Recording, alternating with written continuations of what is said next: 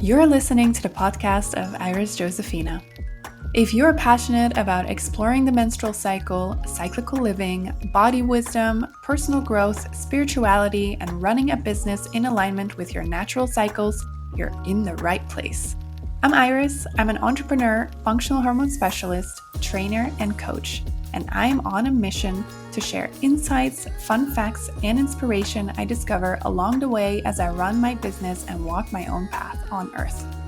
Here, you'll hear my personal stories, guest interviews, and vulnerable shares from clients and students.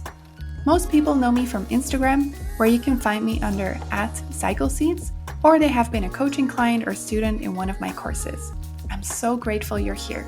Let's dive into today's episode.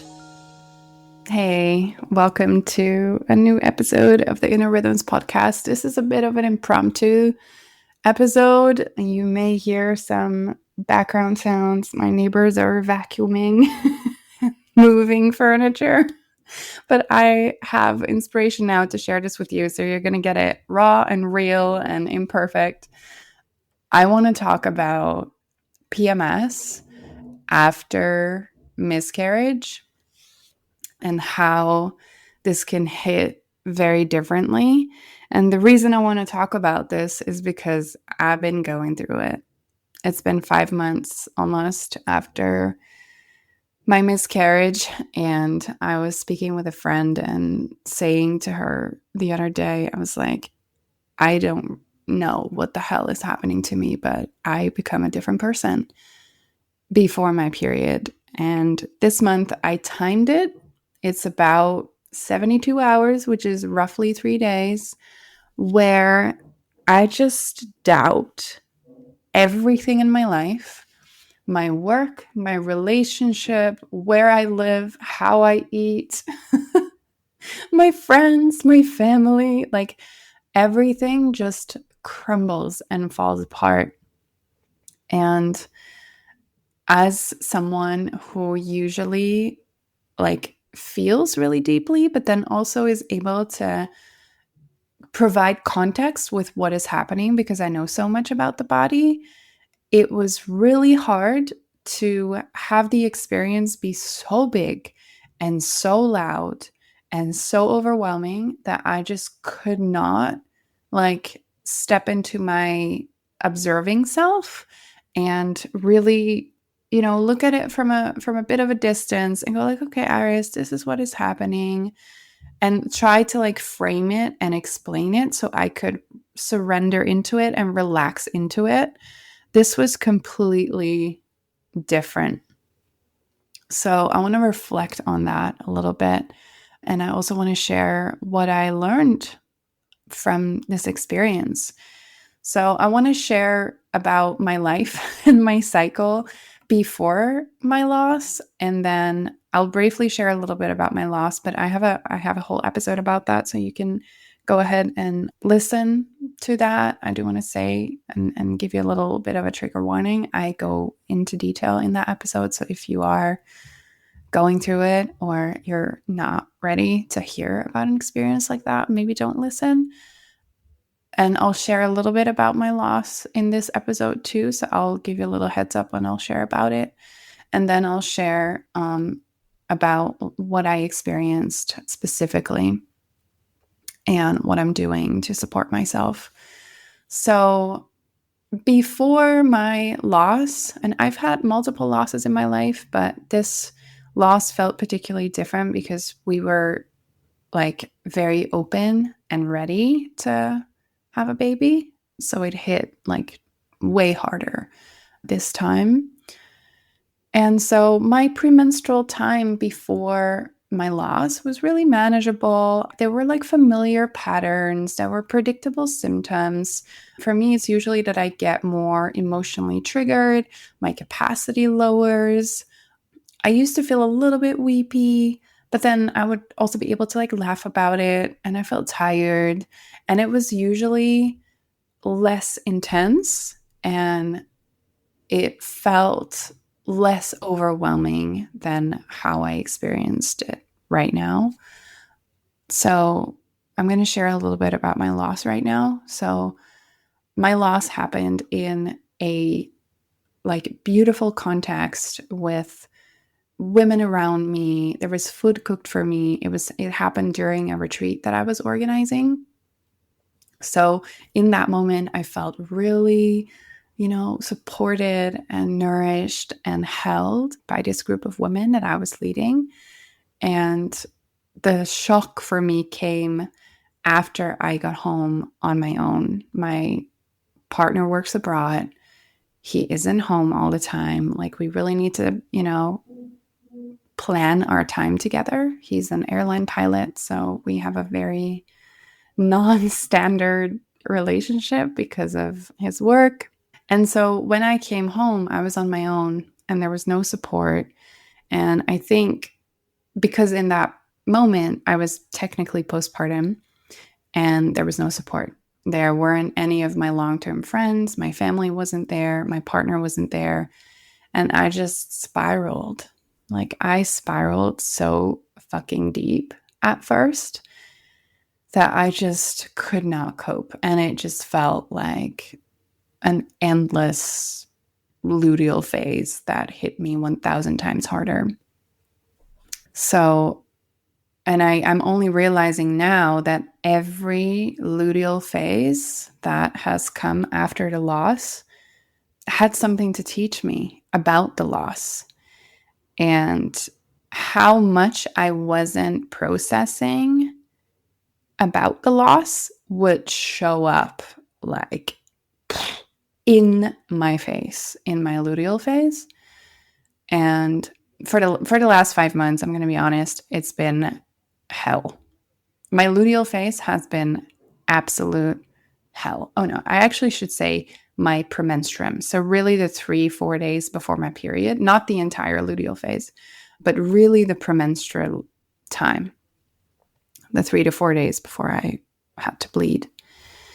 And everything feels and felt so much louder. I would have mood swings, and I'm strict with my food and my protein and my fat and my sunlight and my sleep. Me, this is my jam. This is my stuff.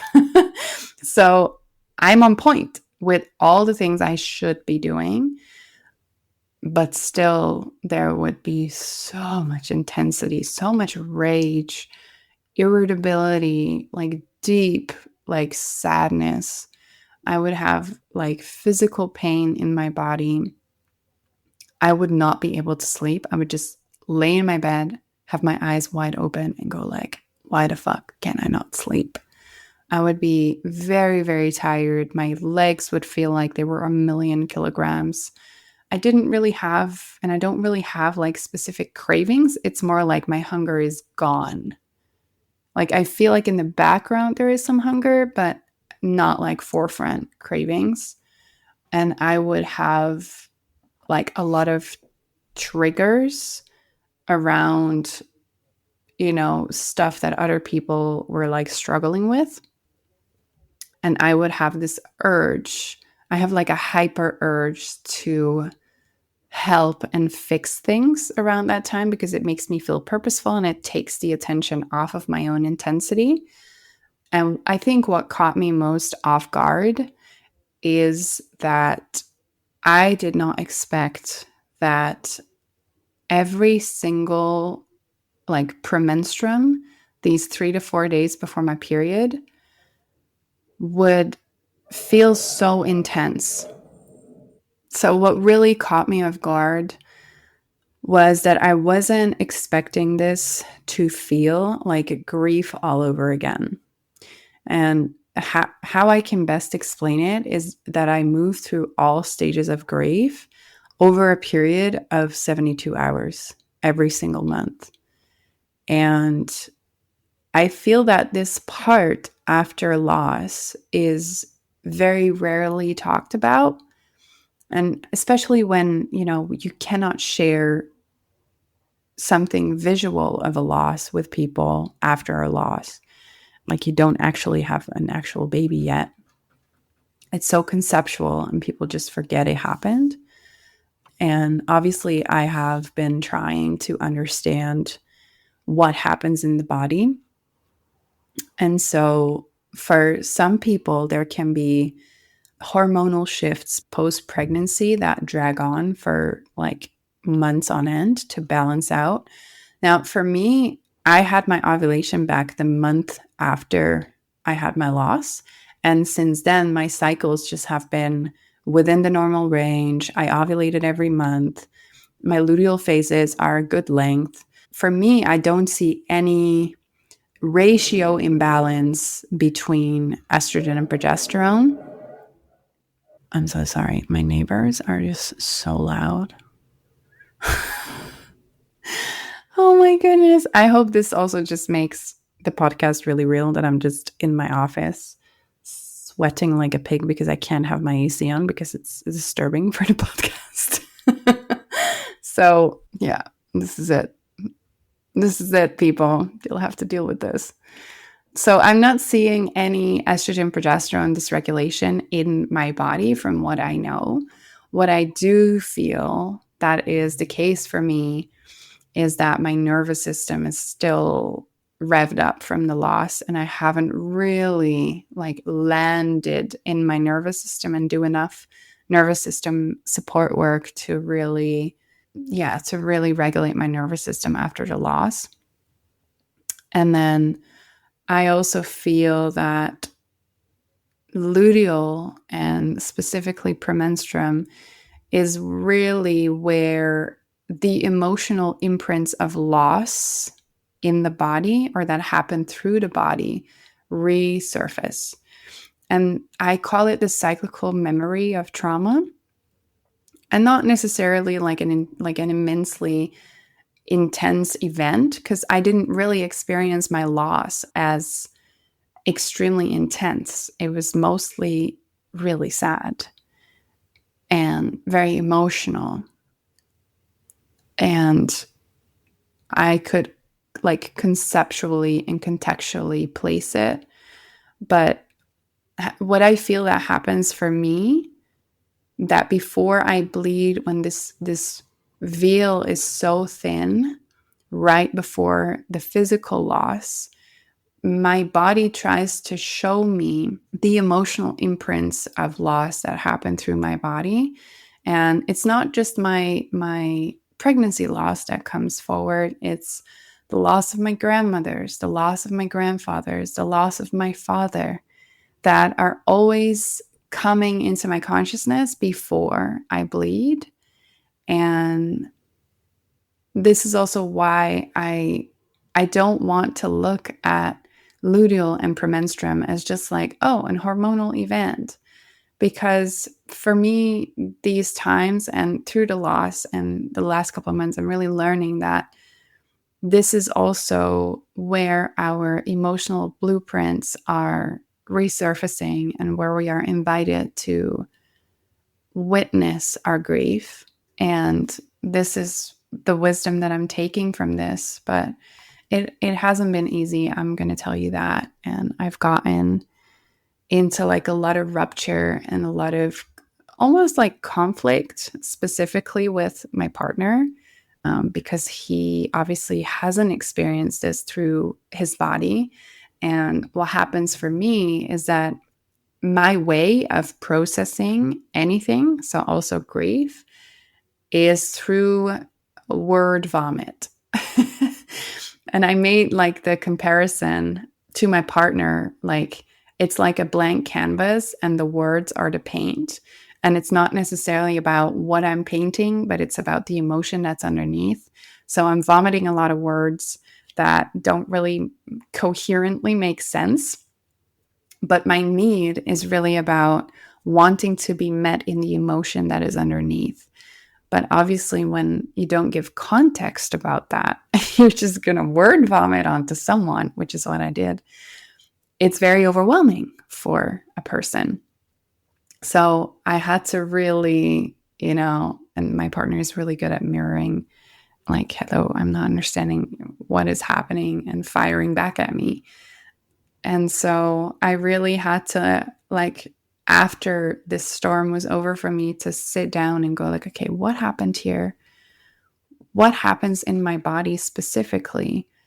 And what is the meaning of my word vomit? And the meaning of my word vomit is that the grief and the emotions need to be voiced in some way, shape, or form. And they need a safe place to land. And then there needs to be a witness for the emotion. It doesn't have to be understood. It doesn't have to have like meaning attached to it, but it just has, it needs a safe space to land, really. And it's not easy to have that. And there is a lot of like tending that is needed for an emotion to be able to like properly land somewhere. And I had to figure this out, I was like, why am I feeling things so intensely and I can't stop word vomiting? And there is so much that needs to come out and it doesn't make sense. And I can't even remember what I said.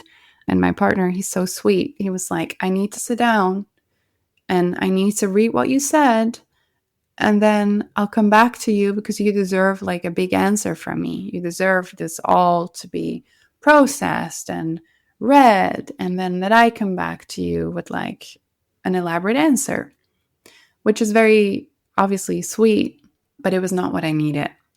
And I had to learn, like, what is it actually that my need is underneath all of this chaos? And then I had to like define my need and then find the right words to help my partner understand so I can get the support that I need. And I also needed my sisters.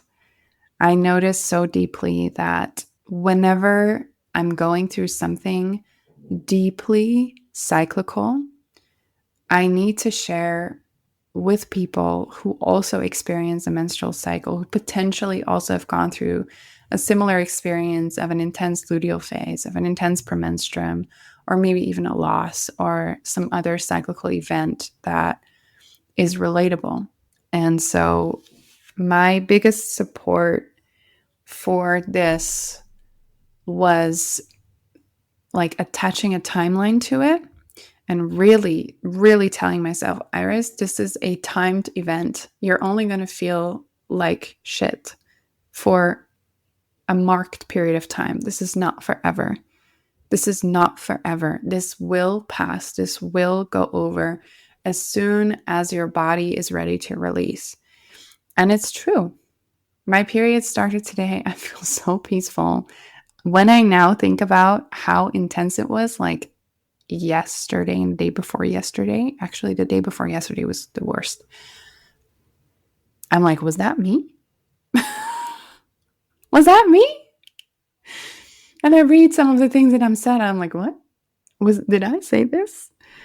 And what I really needed was to hear back from sisters, from people with menstrual cycles, from my girlfriends, my friends. Like, you're not crazy.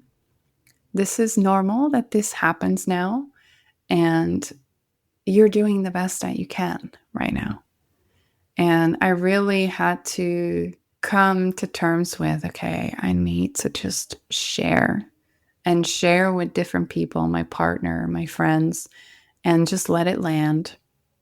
And I know these people, respect me and love me for who I am. But it's been hard.